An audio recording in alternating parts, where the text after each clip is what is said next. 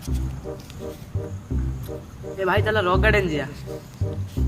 ई कथा कहूछ रे आमे भिकारी लोक देखुछु भिक मागे बड़ कष्ट सार्ट किणी अरे रॉक गार्डन जा कथा कहूछु मम्मी नु मागी आन रॉक गार्डन जिया। मम्मी गुडू से कथा कहना रे देखुछु लास्ट टाइम मु माड़ खाइली मन अछि ना नहीं आउटडोर पीट थिले मथा को मोर हां मन अछि मांकड़ मा कष्टु से कथा छाड़ मते रॉक गार्डन नब ना नहीं कहला। हो ठीक अछि नेबी रॉक गार्डन रो बाहर गान नहीं तते बारी कांटा खाली देखि पळाइबी जीव तो चल